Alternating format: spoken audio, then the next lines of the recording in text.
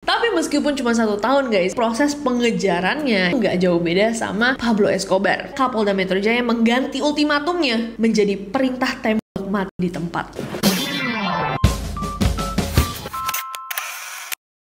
Hey guys, it's Nessie and welcome back. Klik tombol subscribe-nya sekarang, terutama untuk kalian yang suka membahas tentang hal-hal yang bikin nahan nafas ya. Dulu generasi kayaknya kita bercanda-bercanda doang guys. Tapi kenapa NCC semakin lama bikin generasi kita semakin pinggir jurang? Menurut kita ini adalah informasi-informasi general yang mesti kita tahu juga. Setelah beberapa waktu lalu kita sempat membahas tentang kriminal-kriminal yang paling dicari di FBI, buronan wanted-nya FBI. Hari ini kita akan membahas buronan Indonesia yang paling dicari. Langsung aja lah, without any further ado, let's get to the list.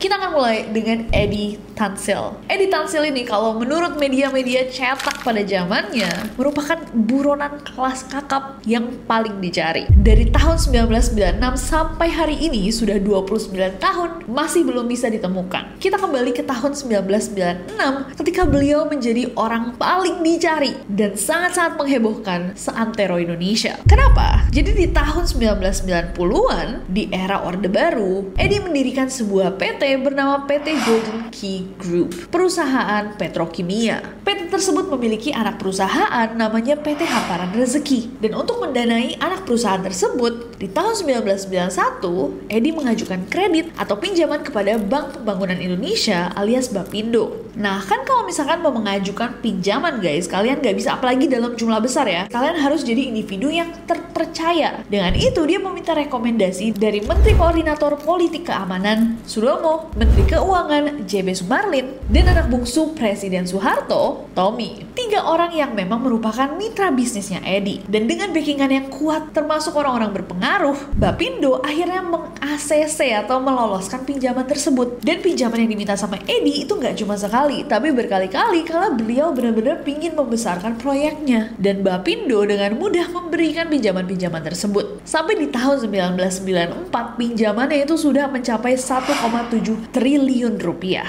Kalau sekarang aja kita dengar 1,7 triliun tuh besar banget, apalagi pada zaman itu. Walaupun dengan backingan yang luar biasa kuat, ternyata Bapindo melakukan kesalahan besar memberikan pinjaman pada Eddie guys, karena ternyata PT Hamparan Rezeki yang katanya anak perusahaan dari PT Golden Key Group itu tidak pernah ada, alias perusahaan fiktif.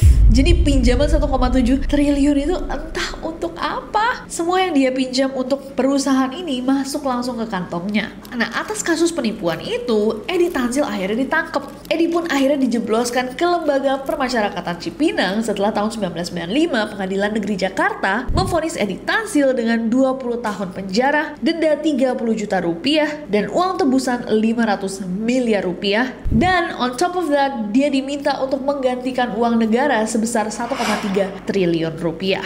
Masuklah dia di penjara dan setelah menjalani hukumannya sekitar 1 tahunan, tiba-tiba pada 4 Mei tahun 1996, beliau menghilang. Jadi, 1 hari sebelum dia menghilang, Eddie bilang ke salah satu komandan yang jaga dia bahwa dia tuh lagi sesak nafas. Dia meminta izin untuk berobat sebentar ke rumah sakit, karena memang nih selama dia di penjara, dia tuh rutin berobat jantung ke Rumah Sakit Harapan Kita. Nah, keesokan harinya jam 6.30 sore, 18.30, Eddie diizinkan untuk keluar ke rumah sakit menggunakan sebuah mobil carry yang sudah disiapkan sama pihak kepolisian. Nah, tapi kali ini ada yang beda. Biasanya setiap dia ke rumah sakit, dia itu dijaga nih guys, dikawal sama petugas polisi dan juga sipir penjara. Tapi hari itu dia minta untuk pergi tanpa pengawalan. Lah kok boleh? Ternyata dia memberikan uang rokok, nggak tahu tuh uang rokoknya berapa ya, kepada komandan yang jaga dan dia dibiarkan gitu aja keluar. Dan ketika mobil itu mau keluar dari lapas, si komandan yang sudah menerima uang rokok tersebut bilang sama penjaga penjara, itu mobilnya nggak usah dicek lagi, udah aman kok. Akhirnya mobil yang ada Eddie di dalamnya itu nggak dicek,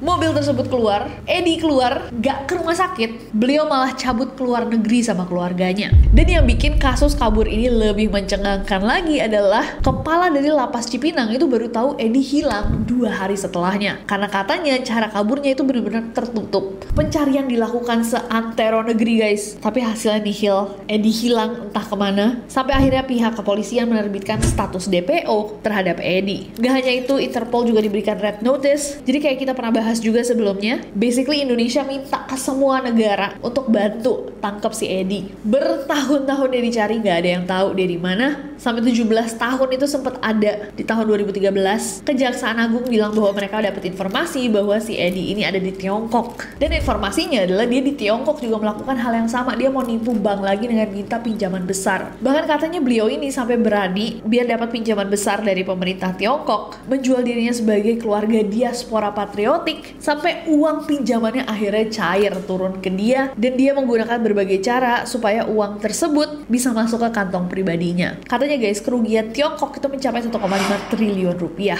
Padahal Eddie tuh pas kabur udah bawa sekitar 2,3 triliun rupiah. Sampai sekarang gak ada yang tahu dia di mana. Entah beliau masih di Tiongkok atau tidak. Ada juga teori konspirasi yang mengatakan bahwa paling dia udah tidak ada, dihilangkan nyawanya karena terlalu banyak rahasia yang dia pegang.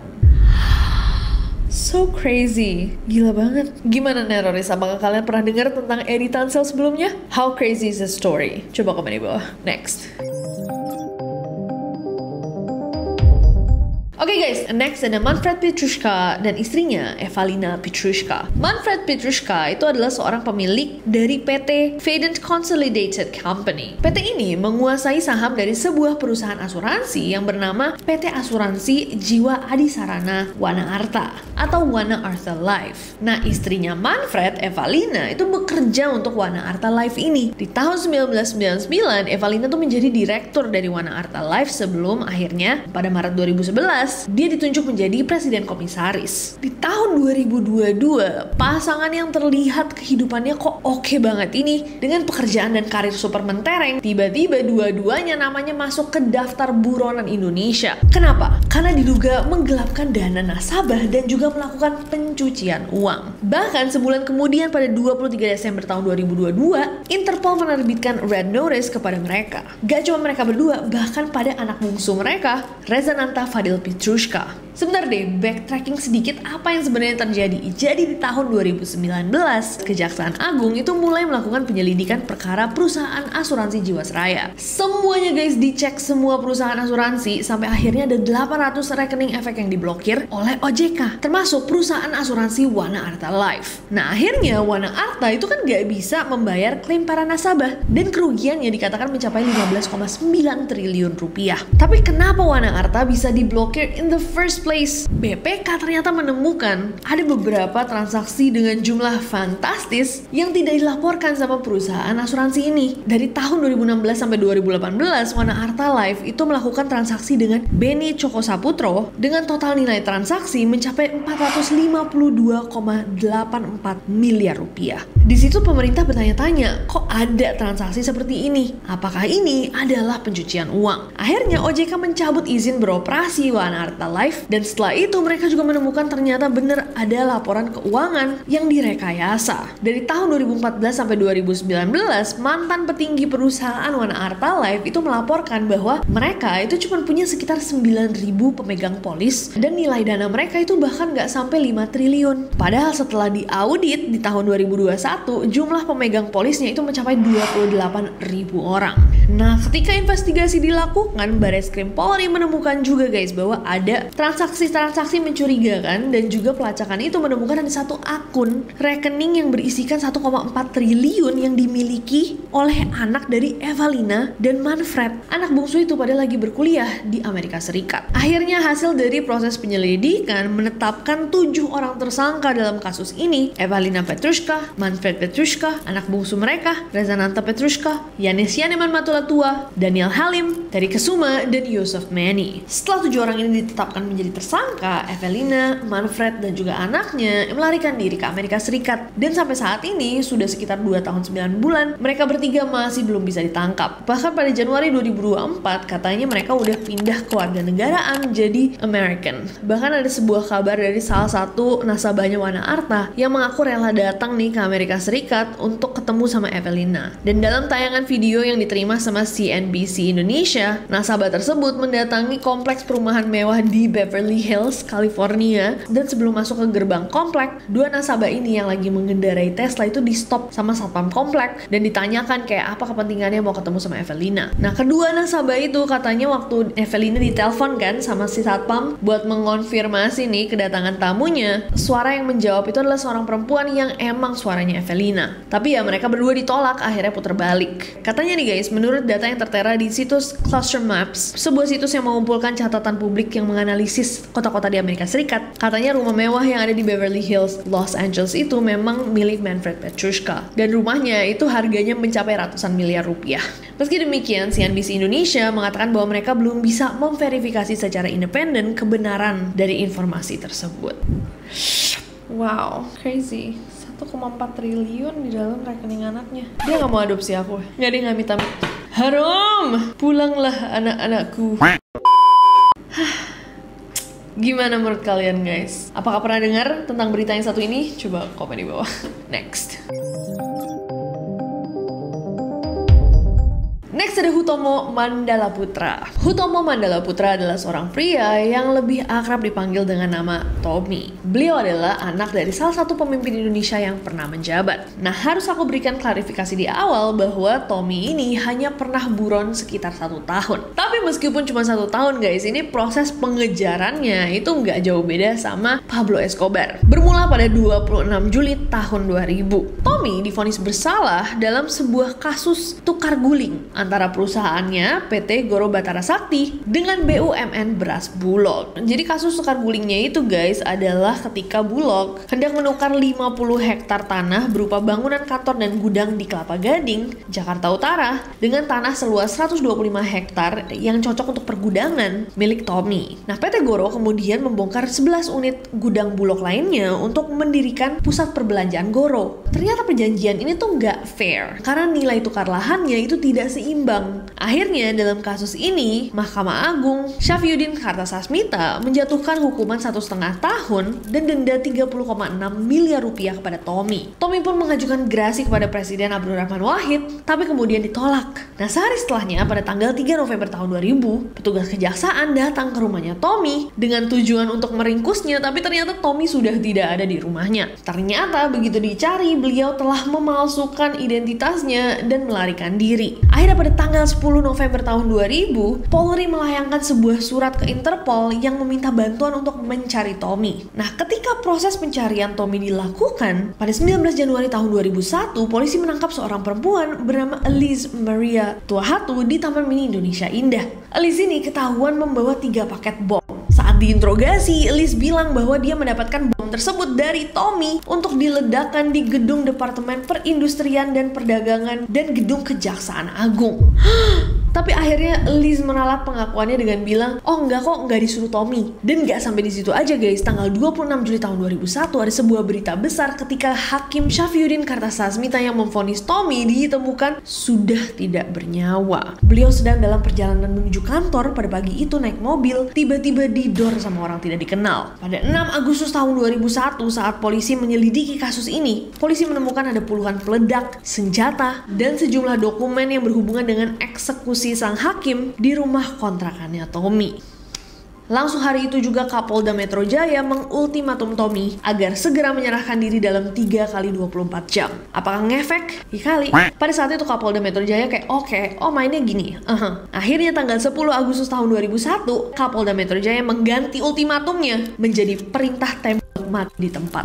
Tim Kobra, grup pelacak Polda Metro Jaya, juga melakukan pencarian. Mereka menggeledah rumahnya di Jalan Cendana, di mana mereka menemukan ada sebuah ruang bawah tanah, tapi ternyata dalamnya tidak ada Tommy. Tommy masih kabur entah kemana. Bahkan katanya pelariannya itu dikawal sama penjaga-penjaganya yang bersenjata. Sampai akhirnya diselidiki melalui sinyal teleponnya, diketahui bahwa ternyata Tommy ada di Jakarta. Tapi lokasinya berpindah-pindah, kadang di Menteng, Pejaten, Bintaro. Pas dia di Bintaro ini kok sinyalnya sedikit lebih lama. Untuk memastikan dia di mana, tim khusus melakukan pembuntutan, penyelidikan, sampai penyamaran guys. Salah satu anggota itu menyamar jadi supir taksi. Setelah akhirnya yakin Tommy ada di suatu rumah, pada Rabu 28 November tahun 2001, jam 16.05, penggerbekan dilakukan. Polisi akhirnya berhasil meringkus Tommy dan pada saat itu dia lagi tidur. Dan akhirnya pada 26 Juli tahun 2002, Pengadilan Negeri Jakarta Pusat memvonis Tommy dengan 10 tahun penjara atas kesalahan menyimpan senjata api, menyimpan alat peledak, dan terlibat dalam kasus penghilangan nyawa Hakim Syafriuddin. Tapi kemudian pada 30 Oktober tahun 2006, setelah 4 tahun mendekam di penjara, Tommy dibebaskan secara bersyarat. Damn. I don't know what to say. Ya itulah ceritanya Tommy ya guys. Tommy siapa? Tommy aja. Oke, next.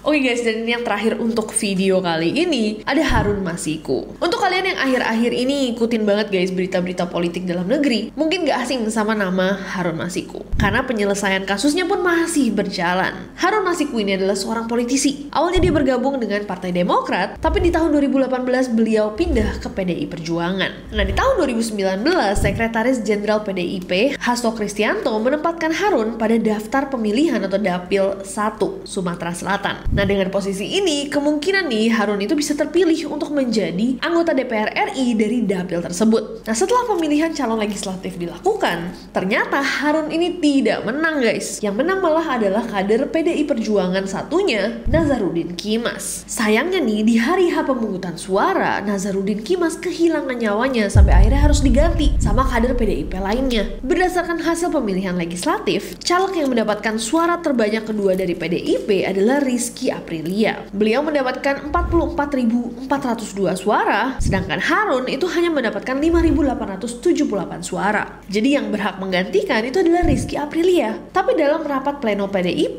mereka menginginkan Harun untuk yang dipilih menggantikan Nazarudin. Nah, tapi KPU bersikuku dong, bilang bahwa enggak dong, kan yang kepilih yang banyak suaranya itu adalah Rizky. Jadi Harun ini tidak memenuhi syarat. Nah, tanggal 23 sampai 30 November ternyata guys, seorang kader PDIP Saiful Bahri melobi seseorang yang merupakan anggota dari Badan Pengawas Pemilu, Agustiani Tio Fridelina, supaya KPU bisa menetapkan Harun Masiku yang menang, bukan Rizky Aprilia. Permintaan tersebut disampaikan ke Komisioner KPU, Wahyu Setiawan, yang akhirnya menyanggupi. Tapi beliau ini meminta dana operasional sebesar 900 juta. Demi mendapatkan kursi tersebut, Harun Masiku memberikan Wahyu 600 juta dan 400 jutanya itu ditalangi sama Hasto. Kasus ini akhirnya tercium sama KPK. KPK langsung dong meringkus orang-orang yang terlibat, termasuk Wahyu, Agustiani, Saiful Bahri, dan juga Hasto. Nah, 8 Januari tahun 2020 ketika hendak ditangkap, ternyata Harun Masiku itu tidak bisa ditemukan. Mantan penyidik KPK Novel Baswedan mengatakan bahwa pada malam itu tuh, tugas KPK yang ditugaskan menangkap Harun itu malah diintimidasi oleh oknum tertentu. Diketahui bahwa ternyata Hasto malah menyuruh Harun untuk merendam HP-nya dan melarikan diri. Upaya pencarian dan penangkapan terus dilakukan, tapi tetap aja Harun Masiku itu nggak diketahui berada di mana. 16 Januari 2020,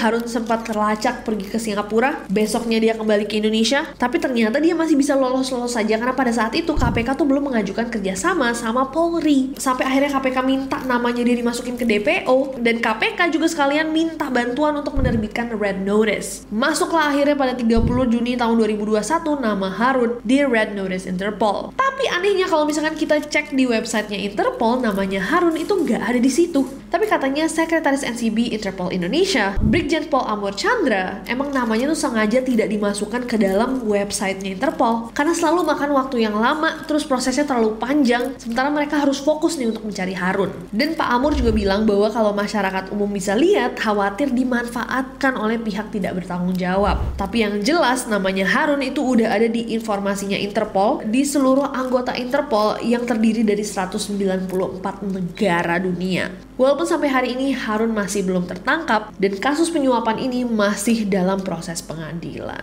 Di mana kira-kira beliau guys, coba? 900 juta rela dia keluarkan untuk mendapatkan kursi DPR. Coba gaji DPR tuh berapa ya guys? Total gajinya anggota DPR tuh 4.200.000 per bulan. Anggota DPR beserta tunjangan-tunjangannya bisa menerima sekitar 50 juta per bulan. 50 juta per bulan. 50 juta per bulan kali 12 kali 5. 3 miliar rupiah. Oh.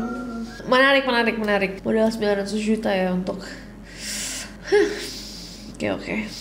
Akhir kata guys, tolong yang masih buron-buron pulang saja agar energi dan juga uang yang digelontorkan negara untuk mencari kalian bisa dialokasikan untuk hal-hal lain. Negara kita lagi butuh duit buat makan gratis, ada orang punya 12 anak nggak sekolah, banyak lah masalah kita banyak. Jadi tolong jangan nambah-nambahin. Sekian kata, gitu aja. Kita bersihkan dosa-dosa ini agar hati kembali fitri. Karena gak enak kan hidup kayak gini ya. Walaupun uangnya banyak tapi aduh, dosa saya banyak. Saya merugikan negara tuh gak baik gitu. Jadi kita bersihkan hati kita kembali fitri. Terima kasih semuanya yang sudah nonton video ini. Aku gak sabar untuk bacain komentar kalian di bawah. Dan jangan lupa subscribe karena aku gak sabar untuk ketemu kalian lagi. Bye-bye.